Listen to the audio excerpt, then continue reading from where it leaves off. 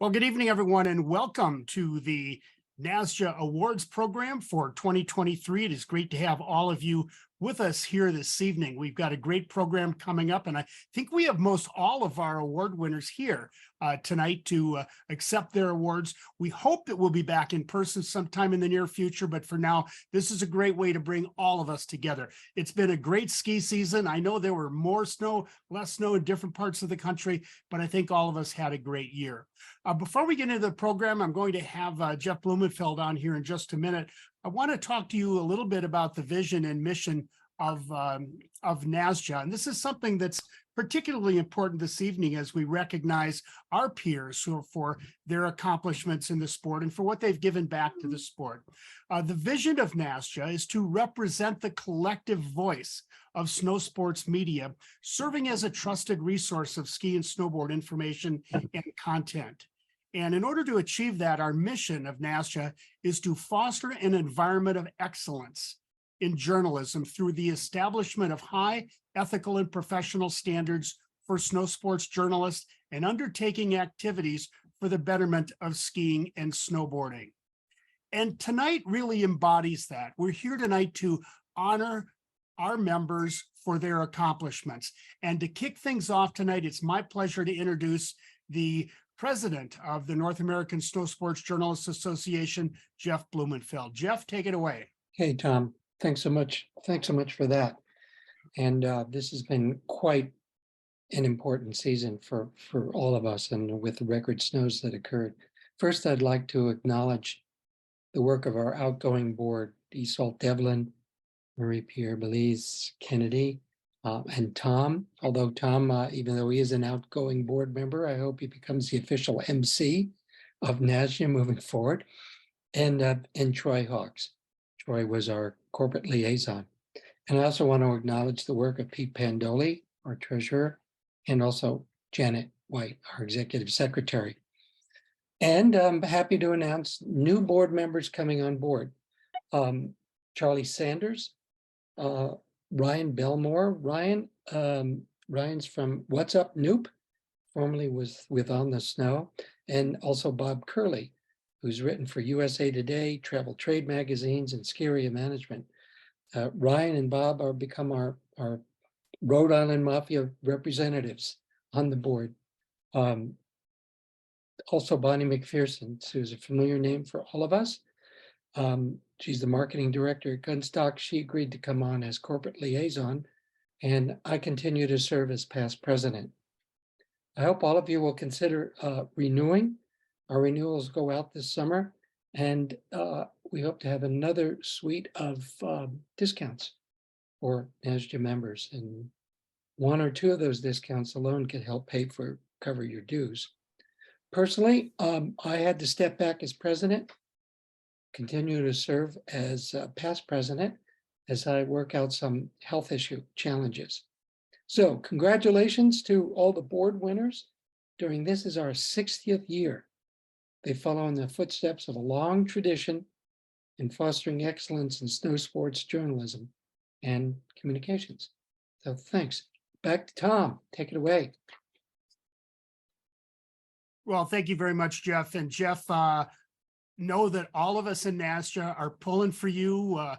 We wish you all the best and keep up the fight. You've put a great PR spin on your attempts to keep it going for yourself, and know that we're all behind you and thinking about you every day. Thank you.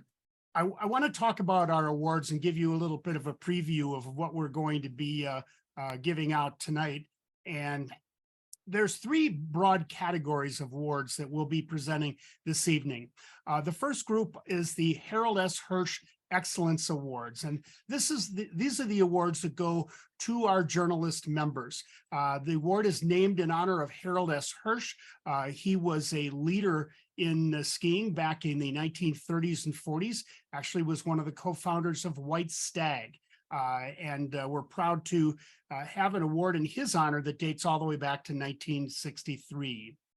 We have three separate NASJA awards we'll be presenting this evening. the Bob Gillen Award, the Mitch Kaplan Award, and the Carson White Award. And I'll tell you a little bit more about those later in the program. And finally, today we will be recognizing our Paul Robbins Competitor of the Year.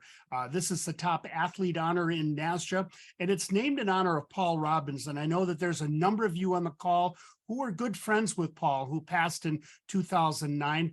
Paul was a good friend of mine. He was an employee of mine in a number of different places. But if you didn't know Paul, one of the things that Paul brought was a great spirit for what he did as a journalist. He was very close to the athletes in a sense of helping them to really tell their story to the world. And over the period of several decades, Paul Robbins really was the voice of competitive skiing. And we miss him dearly every day, but this award really lives on in his honor. Our first award this evening is the Harold S. Hirsch Award for Journalistic Excellence in the words category for a standalone or a single submission. This year's winner is the senior editor of Ski Area Management magazine, Katie Brinton. She's a former freelance writer. She joined the team at SAM back in 2021, just a few years ago, as the senior editor, and she's making a real difference at the publication. One of the qualities that Katie brings to her role as a journalist is she's an active participant in the sport, not just as a skier, but she's very involved in snow sports education. She's a level 3 certified ski instructor, and she's also a member of the PSI Eastern Division Board of Directors and Education Field Staff. She has a master's degree in English literature from and she is being recognized for a highly impactful story that appeared in Ski Area Management magazine, where she did a reflective interview with Sierra at Tahoe General Manager John Rice on the devastating impact of the Caldor fire in California and how the resort has been literally emerging from the ashes.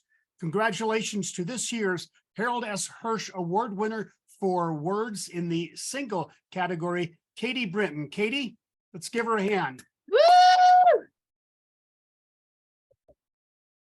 Katie, are you with us?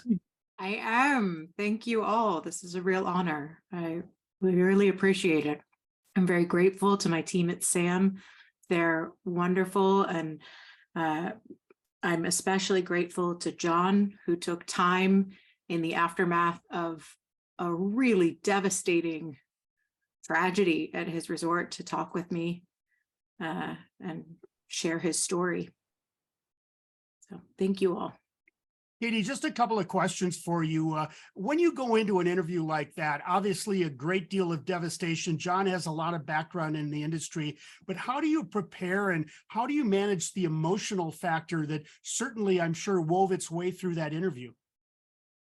I mean, in terms of preparation, we as a team thought a lot about how we wanted to approach this story, both for our readers from a lessons learned perspective, as well as the unusualness of the event, right? What Sierra Tahoe experienced is not something that's, thankfully, not something that's yet a common experience at resorts. In terms of managing the emotions, I think that John manages himself quite well. So in that respect, he made the job easy, but you also want to let the emotions surface. They're part of how we understand how impactful the Caldor fire was. And John is a wonderful representative of his community, and allowing those emotions to surface really helps to understand just how widespread and human that impact was. One last question, Katie. Can you give us an update on where things stand at Sierra at Tahoe? What did they accomplish this year and where are they heading as we look into the future? Sure. We actually talked to John for a follow-up interview, which was really interesting. The mountain reopened. They did a ton of work to make that happen. There was a lot of tree clearing that had to be done. The entire West Bowl has been sort of reshaped by the fire at the resort into a traditional bowl in a lot of senses. It used to be a very tree dense area. And there was a huge amount of sort of community outpouring to get Sierra back on its feet in terms of donations from their local community, help from surrounding resorts on maintenance work, as well as tracking down, haul ropes, comm lines, that kind of thing. But the team seems to be on its feet and excited to be open and optimistic about the opportunities that they have to sort of reimagine their terrain and their operations. Good. Well, Katie, thank you for that update. Thank you for the work that you do at Ski Area Management Magazine, and congratulations on winning a Harold Hirsch Award. Thank you.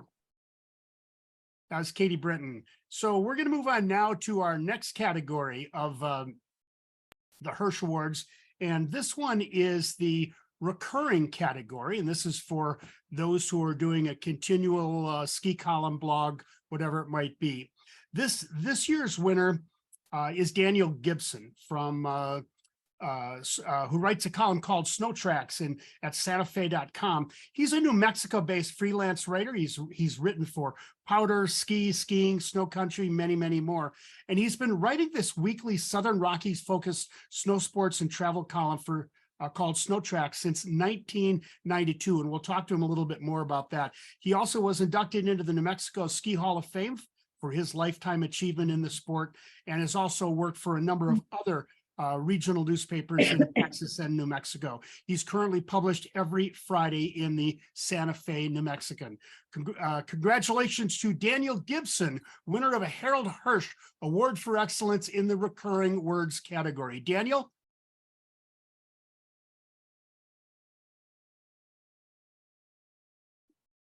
And Daniel, I know you're with us here somewhere.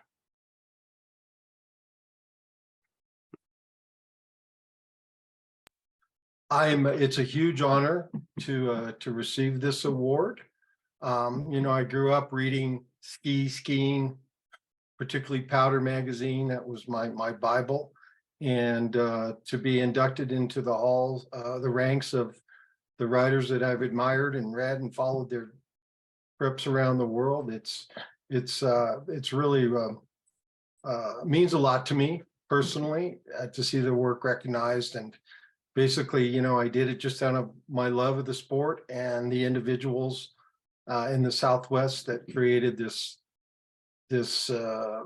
industry out of essentially nothing in essentially the middle of the desert, and an amazing group of people. And I grew up watching them and watching their ski areas being cobbled together and growing in stature and renown, and just to be a part of it and to get to travel around and meet them and hang out with them and attend events and go further afield sometimes as well, and also to be welcomed basically with open arms wherever I went. It's been a beautiful thing, and yeah, it's been a labor of love in a sense. I've never made much money at it, though I managed to spin 2 books off of it, and they're both in print still. One is kind of a traditional guide to New Mexico skiing, ski area by ski area, and the most recent one came out in October year before last. It's a visual history of skiing in New Mexico that's done in that series of Arcadia Publishing books that are the smallish books with the sepia covered covers. So it's the history of skiing in New Mexico through pictures, and it includes, and I'll throw this out there for you guys because I believe it's the oldest picture of an American Indian on skis that was taken, I think, around 1902 when he maybe was delivering the mail to Twining, which is now Taos Ski Valley. And he's got the long single pole and the big, 10-foot toothpick skis and a satchel over his shoulder. He's hardly wearing any clothing, so you figure he must be working pretty hard to get up to Twining from the town of Taos. So anyway, it's the oldest picture I've ever seen of an American Indian on skis, and I'd love to know if that's true or not. There may be somebody in Montana or maybe California earlier, but And in the oldest picture in the book is from 1898. It was a pioneer settler in the Sandia Mountains above Santa Fe, above Albuquerque.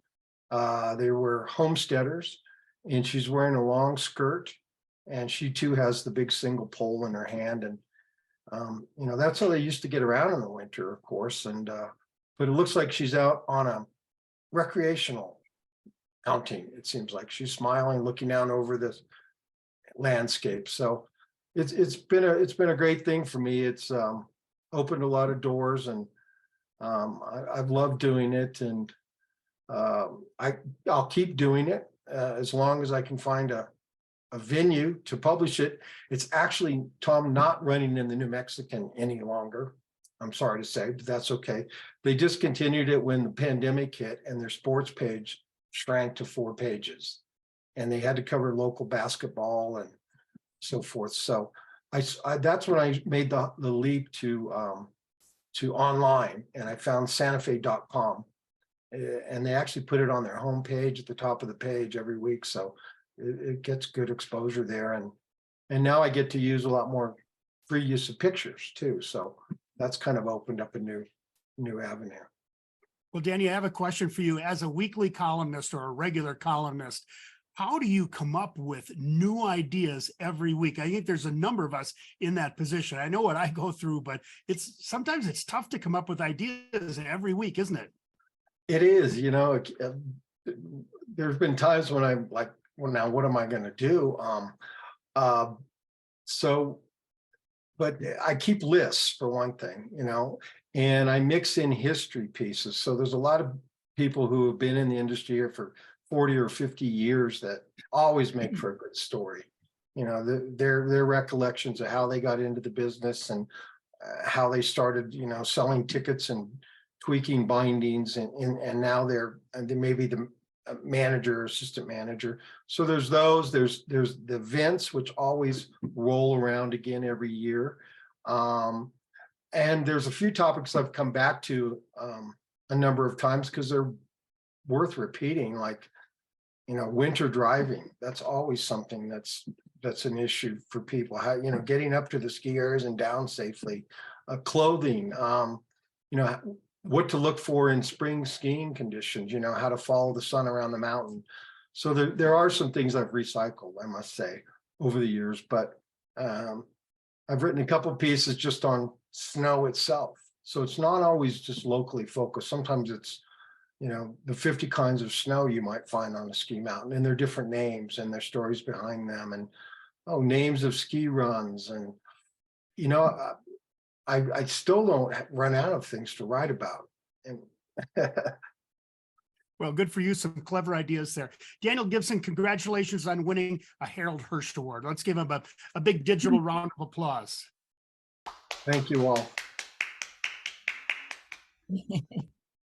So we're going to move on now to our next category, which is the images category. And this is a category that a few years ago was consolidated with a number of areas such as video and photography being rolled into one. This year's recipient is no stranger. He has been a longtime NASJA member. This, I believe, will be his 7th Hirsch Award, 5th in images or photography. And if you haven't seen Dino Vornos's photography, go to his new Instagram channel or go to his Facebook and check it out. Dino, you do a wonderful job in capturing the imagery of our sport. Congratulations on winning the Harold S. Hirsch Award of Excellence for Images.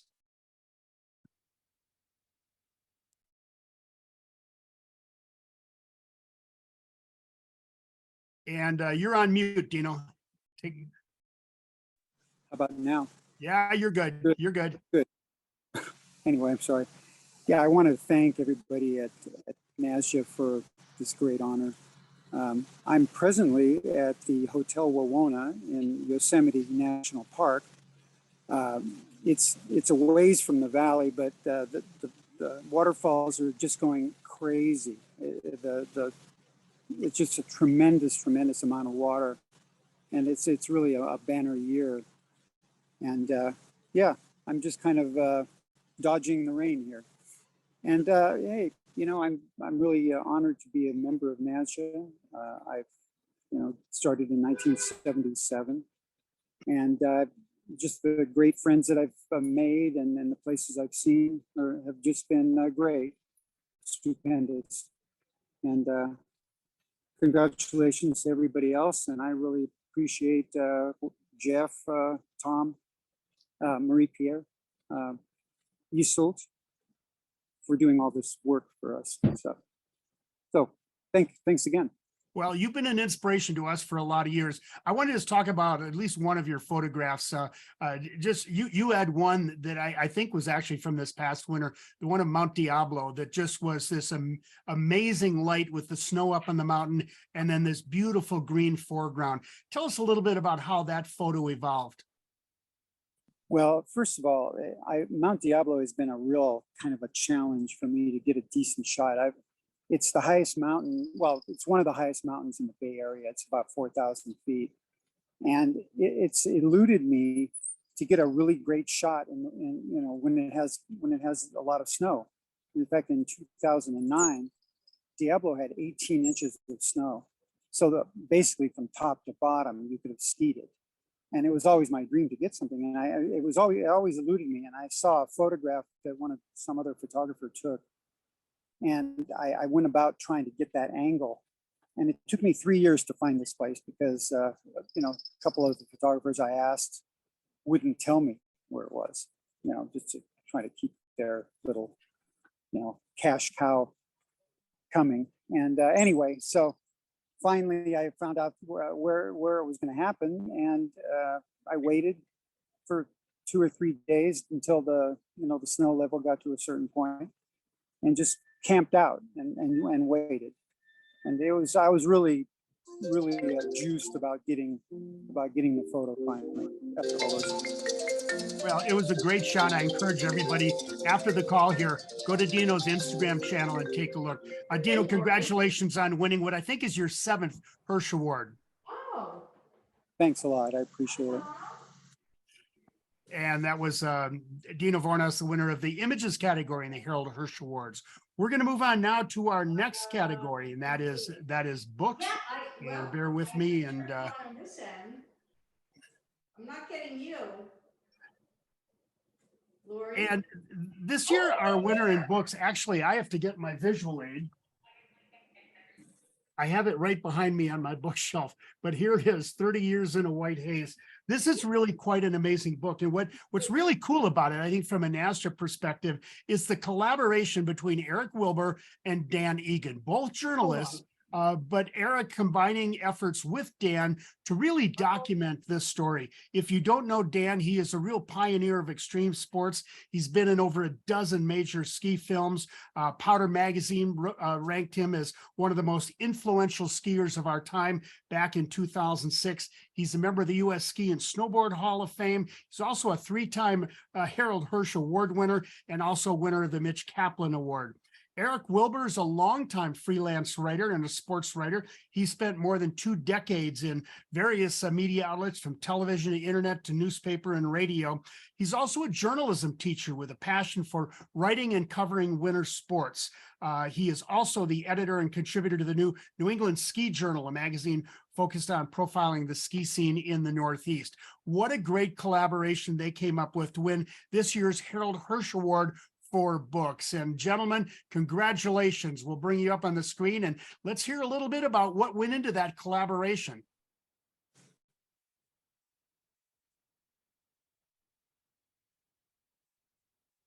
And don't forget to take yourselves off mute. Well, I can start if that's okay. Dan, it was nothing like I expected it would be. I went into this with no idea about who I was going to tell the story about, the story was going to be about. I just saw, extreme skier and thought that was pretty cool for a story. And then the depths that Dan brought me to, and the depths that he trusted me with, was really, one of the most rewarding, stretches in my entire career. And well, it's great to see everybody tonight. And really, the book was a really long-term project for me, and Eric made it come to life in a great way. And how we work together is, I really appreciate working with Eric and his ability to tell a story. And where now the book is finally going to Audible, and in that process and hearing the book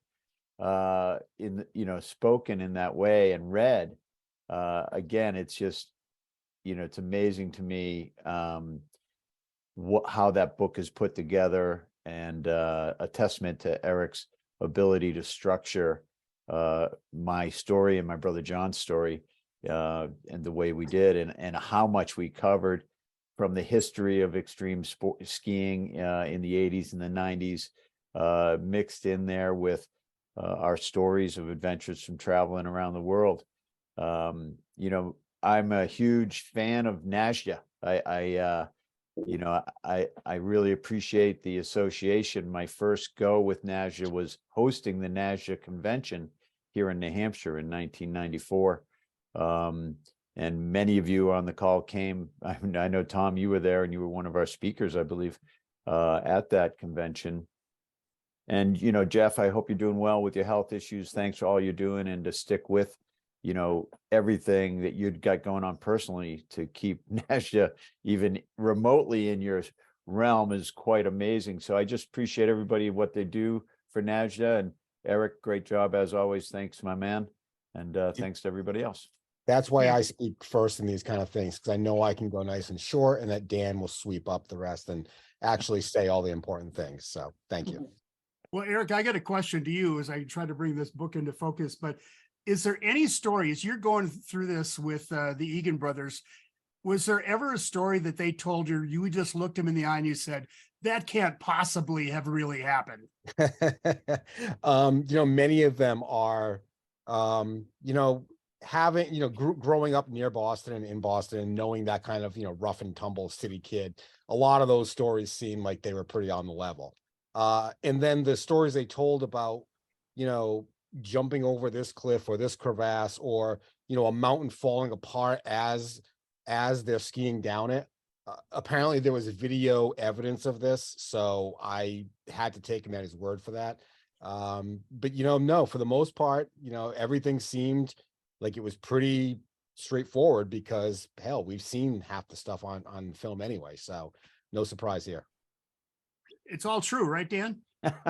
It's all true. And it tells a good ski story anyways. And of course, that for me, the influence of Warren Miller, his storytelling and his encouragement for John and I to go out and do what we did, to travel, to Turkey, Yugoslavia, Romania, Lebanon, and beyond, knowing that, Warren was going to spin a good tale. And it a lot of, all of those things that John and I did, really with no budget, kind of winging it, it forced these wild situations upon us, and for us to sort them out. Well, congratulations to the two of you. This is a great collaboration, and I'm excited that you were able to tell these stories, and looking forward to listening to the book on Audible. Yeah. Thank you, guys. Thanks. Congratulations. Eric Wilbur and Dan Egan, winners of the Harold S. Hirsch Award for books. Now we're going to move into our final Harold S. Hirsch Award category. This is a new one this time around, and this one is for podcasts, a really burgeoning aspect of our sport right now today. So let me get back to my share screen. So our winner this year of the very first Harold S. Hirsch Award for podcast is Nicole Feliciano. She and her partner Sarah are producing a podcast called Ski Mom's Fun Podcast. She is the CEO of Mom Trends Media, and as such has consulted with a variety of resorts and other industry companies around the country. She also publishes a blog at momtrends.com. This is a company that she launched back in 2007, and she's been covering skiing since 2012. We'll let her tell you a little bit more about it, but congratulations to Nicole Feliciano, this year's winner of a Harold S. Hirsch Award for podcasts. Thank you so much. It's such an incredible honor, and I'm very grateful for the new category. Stand by a second. I've just lost my place here on the screen, but we'll be right back with you. Nicole, I'm going to ask you a similar question that I asked Daniel on, having listened to your podcast and look at the content that you have up there. How do you keep coming up with all of these amazing topics? You were cranking out more than 2 podcasts a week sometimes this past season. Well, fortunately, there are a lot of women out there who have not had their stories told in the ski industry. So that's good news for me as a storyteller. Bad news for the industry that these stories haven't gotten out there. And we've been blown away by the unsung heroes, the moms who are getting it done with kids who have adaptive needs that they're figuring out how to get skiing, moms who are starting ski clubs at middle schools, who are bootstrapping the clubs together to get the next generation of skiers up and running. And then we have larger stories where we get big leaders like Beth Howard from Vail or Katie Ertl from Aspen. Barbara Cochran was one of my favorite interviews that we were able to get her on the podcast as well. But there's so many stories, decades of women who have been doing the hard work, and it's my absolute pleasure to share them. You've been podcasting for a few years. A lot of people started podcasting during the pandemic, but any encouragement that you would give to NASJA journalists on the call to maybe get started in this great new medium that's seeing such success? I would absolutely go for it. And if you can find a niche, even better. So we're all within the snow sports world. So that's kind of a big umbrella. But if you can go, if you're a historian, tell the stories that have not had their moment in the sun. For us, it's finding women and moms who are working and playing in this industry, but it is very low cost to enter. It's some hosting fees, and there's a little bit of technology or hurdles to leap over, but it is incredibly rewarding to have this story told for forever. And so many people are walking and listening or in a car and listening. And I believe podcasts aren't going anywhere. I think that this medium is going to continue to grow. So I invite and encourage all of the members to get a podcast and start telling your stories. Well, Nicole, congratulations on your award, and thank you for integrating skiing into all that you do. Nicole Feliciano, this year's winner of the first Harold S. Hirsch Award for podcasts. Congratulations. Thank you. And now we're going to move on to our NASJA Awards. And these are awards that are a little bit broader than just journalists, covering the industry and a variety of others. The first award today is the Bob Gillen Award, and this is one that's very special to many of us. I knew Bob very well and am actually a past recipient of the award myself. And this is an award that goes to an individual corporate member of NASJA for contributions to the advancement of communications and understanding the working relationships between the information specialist and the media. This is something that Bob Gillen was a master at when he was at Crested Butte. He knew how to tell the story of the sport and how to get the media excited about it. Here's some of the past winners of this award. Last year it was won by Kim Jackson from Vermont Adaptive Ski and Sports. 2021, Yves Genoux from Quebec Ski Association. 2020, John Wagner from Vail Resorts. 2019, Connie Marshall from Alta, and the list goes on. This year's nominees were Emily Summers from Deer Valley Resort and April Whitney from Brundage. And I'm proud to recognize that this year's winner of the Bob Gillen Award is April Whitney. April has managed public relations, communications, and media for Brundage Mountain Resort for many years. She actually started her career as a TV news producer and writer, but she found her passion at Brundage, where she's been for, I think, the better part of the last 2 decades. She also uses social media and blogging to really build guest loyalty. She also serves as the marketing chair for the McCall Regional Chamber of Commerce. Congratulations to April Whitney, this year's winner of the Bob Gillen Award. April? Thank you so much. This is a real honor for me. You know, little old Brundage Mountain here in central Idaho doesn't always get the same amount of interest as some of the bigger resorts. But, you know, to be on the list of winners of this award is just a huge honor. I admire their work, you know, have for years. So many of those people. And some, as you said, like Bob Gillen, are just flat out legends in the industry. So it's a real honor for me to accept this award. April, you made the transition from the media side, working in television, to working on the resort side. How did that help you with the knowledge you brought from your career in television? Well, you know, I think a couple ways. Number one, I've been on the other side. I've been in the newsroom, you know, looking at press releases and also relying on public information people. And I understood the importance of not wasting people's time and also building trust. And so I think those are the main things that have helped me on the media side of the job. You know, communicating with the public about snow conditions and what's happening at the resort through blogs. That's just honestly a lot of fun because I get to still write and do storytelling. And, you know, it sort of keeps me on both sides of the industry.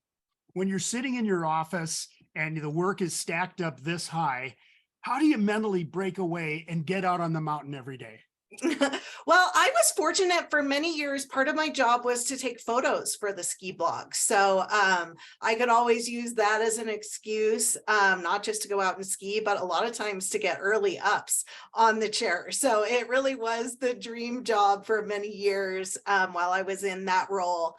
Now I've actually, like so many people in this industry, started my own agency, and I'm fortunate to still be able to represent Brundage Mountain.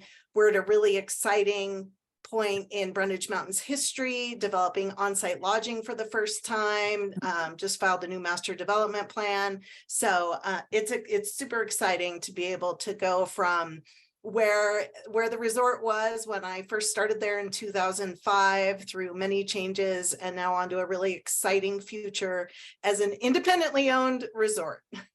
Great. Well, April Whitney, congratulations on winning the Bob Gillen Award, and thanks for all you do for the industry. Thank you so much. April Whitney, this year's winner of the Bob Gillen Award. We're going to move on now to the Mitch Kaplan Award, and this is another one that is named for a longtime NASJA member who's been really inspirational to many of us. This award is presented each year to a journalist whose work best captures the spirit, enthusiasm, and dedication that Mitch himself brought to the coverage of snow sports. He was a former NASJA secretary treasurer and a multiple Harold S. Hirsch Award winner. Some of the past winners of this award include Eric Wilbur, won last year. He is on the call with us today. Mike Rogie from the Mountain Gazette, the winner in 2021 for his rebirth of the Mountain Gazette. Greg Sweetser from Ski Maine, the winner in 2020. Haley O'Brien from Ski Magazine's The Snow Report in 2019. And I'm proud to present this year's award to a longtime friend of mine, a longtime friend of all of ours, Mary Jo Torallo. And Mary Jo has spent her career as both a freelance journalist as well as a snow sports communicator. She began a long-standing membership with NASJA when she was actually the ski editor, yes, the ski editor of the Baltimore Sun. And today she's really bundled her entire career's experience into her own website, sunandsnowadventures.com, which focuses on healthy lifestyle activities and destinations. Many of us know her as the longtime communications director with Snow Sports Industries America. Congratulations to Mary Jo Torallo, this year's winner of the Mitch Kaplan Award. MJ? Well, thanks, Tom. I really am thrilled and honored to accept this award. Can you hear me? Yeah, we got you. I just can't find you. Okay, I'll bring good. you on the screen Yeah, here. there's been a little bit of a delay, so I just wanted to make sure. But I'm also happy to say that I'm actually in Vermont right now, so I'm surrounded by ski country because I live in Delaware, which is, believe it or not, the flattest state in the country. So, you know, except for cross country skiing, there's not a lot of alpine skiing that's happening there.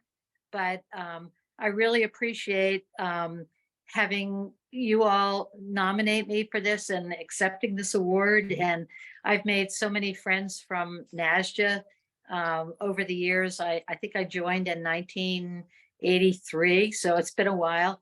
And it just, you know, Craig Altshull was the president at the time.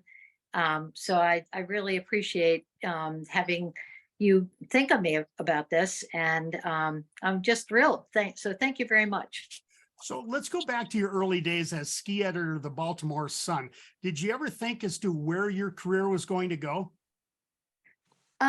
You know what? I was going to give Daniel a tip about sponsors for an ongoing ski column, because I can remember back then that my column was always on the page that all the snow tire ads were on. So there's a potential sponsor for him if he needs a sponsor. You know, I was president of the Baltimore Ski Club for a number of years and involved with the Blue Ridge Ski Council. And I think the industry, you know, maybe isn't really as aware of the network of people, consumers that belong to clubs that they might be, but that's kind of how I got involved in the industry. And I think it's an evolutionary process. I don't know if I ever thought I would have a career.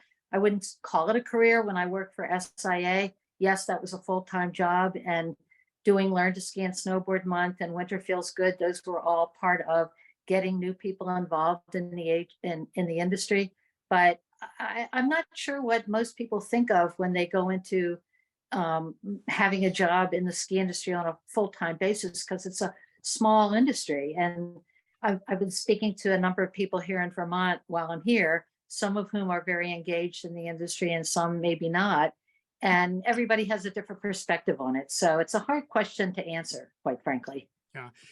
Just real quickly in closing, if you look back on your entire career, is there one thing that you're most proud of?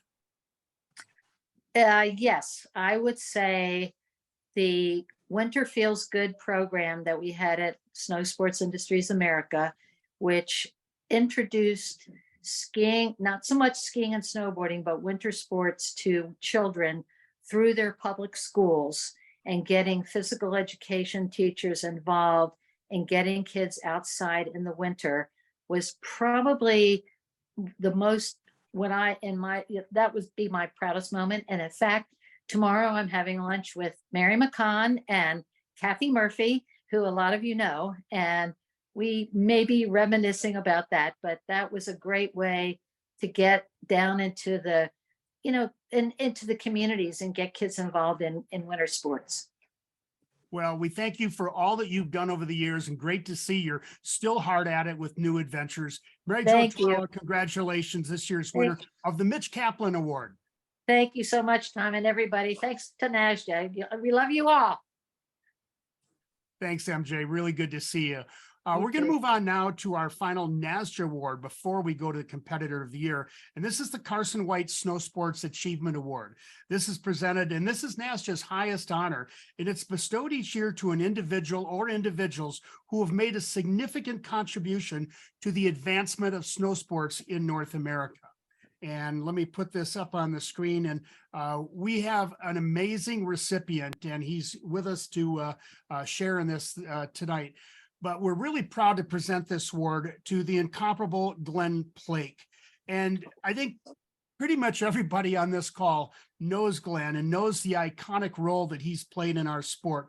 We know him from his trademark mohawk. We know him from his decades as a film star. And we also know him, though, and even more impactfully, for his unbridled enthusiasm as a Pied Piper for the sport.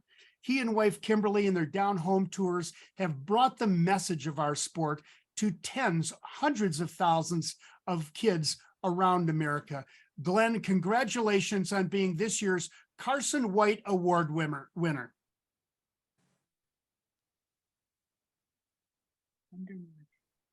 Thank you. Wow. Gosh, dang, you guys. This is a huge, humbling surprise for me. I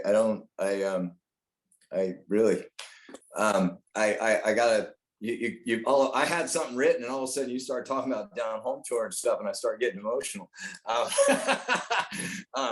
if I go back to my first major interview that Steve Casimiro did back in Power Magazine, my career was kind of just launching. I knew, something was getting ready to go. And then Andy Slough joins me on my honeymoon for over a week, on my honeymoon, living in a camper trailer, crisscrossing through the Midwest and the Northeast, doing a story on that first Down Home tour. It's funny, we're talking about the Down Home tour because I just spent the last 4 days sandblasting the motorhome. So anybody that's seen the circus wagon driving around, get ready. It's going to have a new look on it, but that's another story. Is it the original motorhome? It's my big red one that's got the red, white, and blue theme on it. But yeah, it's been back and forth a few different times. It's not the original one. No, the old Fireball trailer is long gone by now for sure. But throughout all those experiences, my career has been synonymous to journalism. Working with the individuals, helping them, give them the opportunity to tell my story, tell the truth, as unorthodox as it may be. I always thought telling the truth was the easiest part, and regardless of how crazy it was. And then even in today's world, we just were talking about podcasts and everything. I mean, I don't know how many podcasts I did this year, and I'm like, what's up with all these podcasts? And I forget that, we don't necessarily have the medium that we know as, that we knew as so-called press. We don't have those pages to turn. I have a huge collection, and I'd love to have everybody here at the house to go over through not only the collection of ski books that I have concerning technique, but just things that I've collected along the way in various things. There's no real rhyme or reason to my collection, but I do in fact have a lot of printed work. And in this day and age of this new world, like I say, this podcast, I don't know how many I did. It was really, really kind of fun. But it's nice to see that we're doing that, and this medium's changing. But at the same time, like, if you really want to piss me off, and it happens a lot, and I hate that, and I'm not very mean to people. I'm pretty cordial, but you send me a list of questions that you want to answer. My next email is get a journalist, and here's my phone number. I mean, it just pisses me off when you get hey, can you just answer these 15 questions? It's like, whoa, what's the word rate on this? Let's talk. Huh? Well, Glenn, to that point, I have a question for you, Glenn. Yeah, okay. So, we're talking about podcasts, but let's go and talk about ski films. You've been at the epicenter of ski films, from Blizzard of Oz and Greg Stump up to Warren Miller and many, many, many more. Talk a little bit about what you see as the role that ski films have played in really helping to tell the story of our sport now over the last few decades that you've been in them. I think it's starting to change a little bit, just because some of the ski films now, I think, have a lot of shock and awe more than, let's say, the story, or getting into the individuals or the trip that they're taking. Is sometimes it's the spectacle that we're watching. That's what's getting everybody going, because let's face it, you want to get that thing to start streaming or go viral or whatever it is. Where the old days, and I still think the essence of the ski film goes back to not just decades, but we need to go way back to the origin, back to Dr. Funk making the original ski film. In Weicheraus, it was simply to show people in the cities, in the metro areas, in the, people that were not in the mountains, what people in the mountains were doing during the winter time, and allowing that vision, that audience to live vicariously through those films. And I think it also locks it in time. I mean, here I am talking about a movie that was filmed in 1920, like it was yesterday. And so I think the ability to lock those moments, and again, maybe I'm a hopeless romantic, but that idea of those images being captured on film, that film being exposed to light and forever preserved. We can say the same thing about words, of course, but there's something about that visual thing that the ski film has always played. And it really is that trip into Wonderland. Yes, somebody did in fact live that, but you get to live it also. You get to go on that ride with them. And I think that's what is most important about ski films. Even if I happen to be watching some, like I say, spectacle of somebody doing a trick and it's only 30 seconds on Instagram or something, I still, maybe not as in depth as a good old fashioned sit down ski film, rah, rah, rah, with all our buddies in the audience. But, we do get to at least be inspired or live that moment slightly. And I think that's my 2 cents on a ski film. I love that. And I really like, Glenn, that you went back to Weiss Roush. And everybody in the call, if you don't know what we're talking about here, get on your Google right now and look it up. It's White Smoke, and it goes back in time, and it still is relived every year. Is the English translation for the Weiss Roush, Dr. Fong, White Ecstasy. And ironically, speaking of joint, now you guys got my attention. I'm sorry. Anytime I meet a little kid and he's having trouble in school, because I had a lot of trouble in school, and it was just because the topics weren't that interesting to me. So I always tell some little kid, hey, look up a guy named Hannes Schneider, and also look up a girl named Leni Riefenstahl, and tell your history teacher that you want to do a report on the two of them, and tell me if you don't get an A on that subject. This is great stuff, because this really is the history of how we tell stories. Just going back to your ski film career, is there one film that you can point to where kind of that light went on, that you, Glenn Plake, you were a storyteller helping to embrace all of these kids into the sport? Was there one point in time where that crystallized for you? I don't think there was anything specific aha moment in my life. I've just kind of been a swimmer. I just keep going and do what we do. And, I had a lot of influences, whether it was growing up, going to the pizza parlor and watching ski films as a kid. And then ultimately, seeing ski movies be made, and then ultimately having the opportunity to ski in one myself. I think it's just a link of the chain. The chain just continues to get added on. And there's no master link. And one last question for you. I know that you have a million stories in there of all the kids that you've met, but as you look back over your career, where you and Kimberly have been on the road and you're helping to get kids excited about the sport, is there any story that stands out in your mind that you would want to share right now, that, where you really felt, hey, I've got an opportunity to really motivate this young boy or young girl and get them excited about the sport of skiing? Whoa. Hard to say one or other.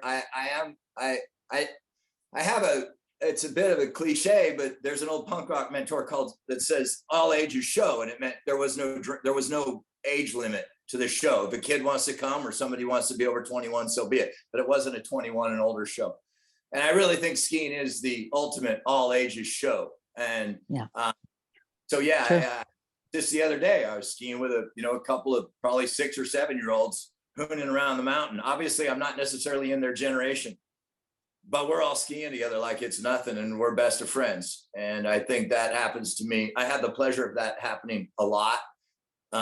One specific moment, I can't necessarily come up with one, other than I got a lot of refrigerator drawings that get left on my car windshield just about every day I go to the ski area from some kid or somebody, and I save every one of them. I don't know what I'm going to do with them all someday, but me and Kimberly did not have, in fact, children, but we've got a lot of skiing infants that we love to ski with and be influenced by ourselves.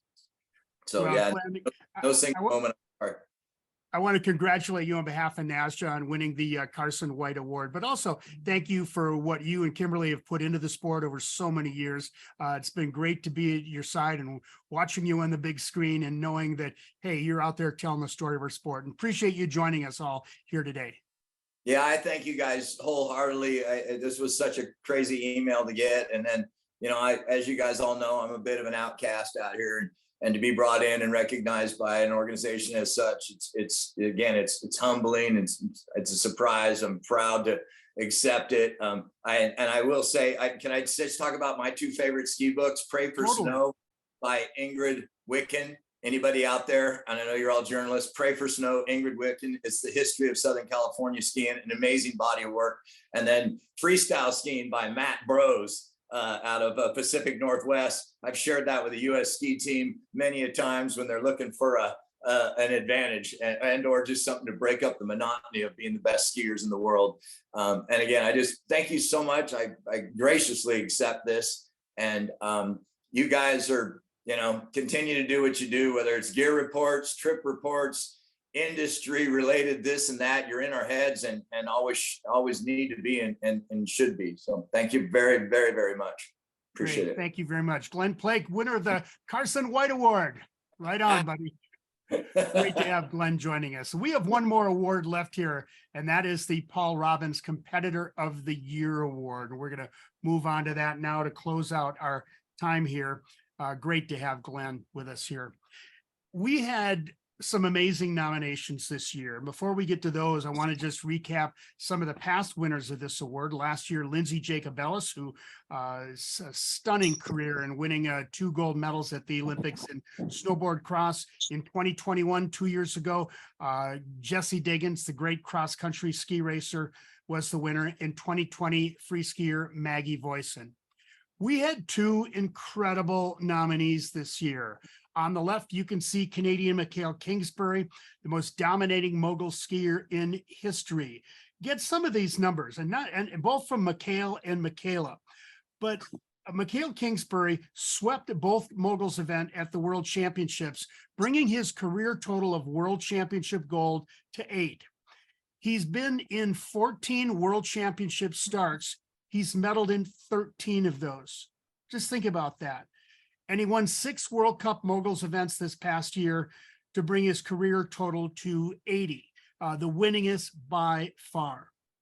Mikaela Shiffrin, also an outstanding year. She won 11 World Cups to bring her total to 88, most of all time.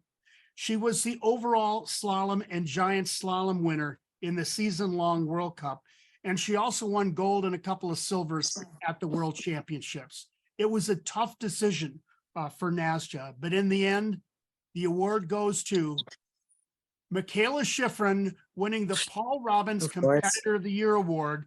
I believe it's her fifth time that she's won this award, more than anyone else. Mikaela couldn't join us tonight. She's actually at a U.S. ski team event right now, but she did send her greetings, and we're going to play that video for you right now. Hey there, it's Mikaela Shiffrin. I wanted to say thank you so much for the honor and recognition of the Paul Robbins Competitor of the Year Award. Again, it's actually interesting, a little bit different than, or unique compared to really any other award or anything that I really experienced, because, and let me see if I can actually explain this properly, but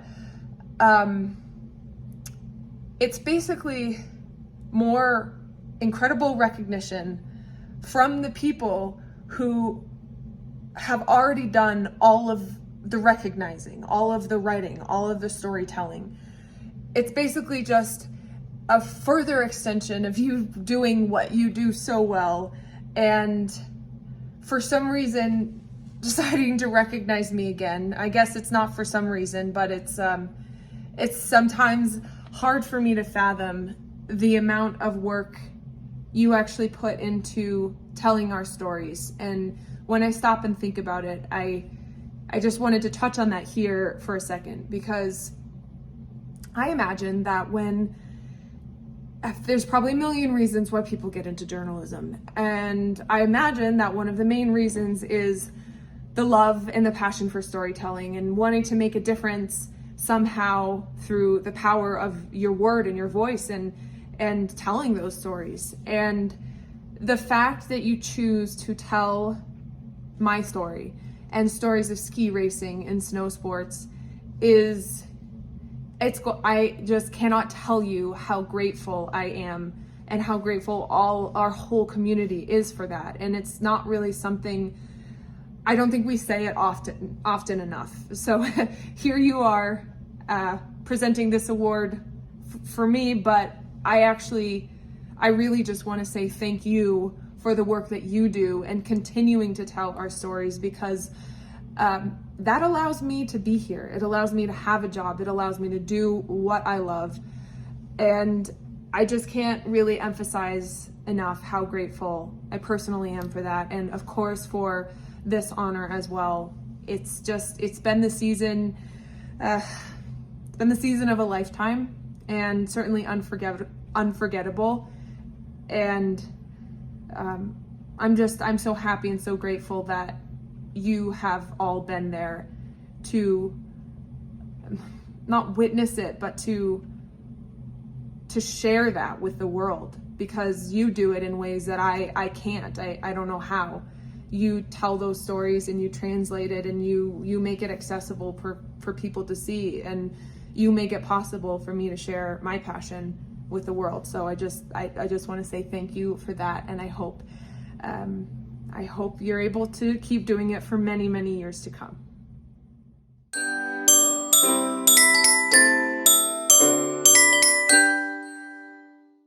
Well, congratulations to Mikaela Shiffrin, this year's Paul Robbins Competitor of the Year.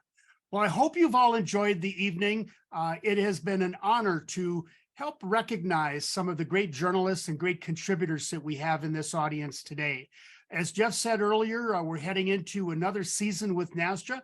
We have a new board lined up. It's been an honor for me to serve over the past few years. And Jeff, and for those coming on the future board, if you want to have me back to do this again, just let me know. Thanks, everybody. Have a great summer, and we'll be back with more NASJA information with the newsletter coming to you shortly. Thanks, and congratulations to all the winners.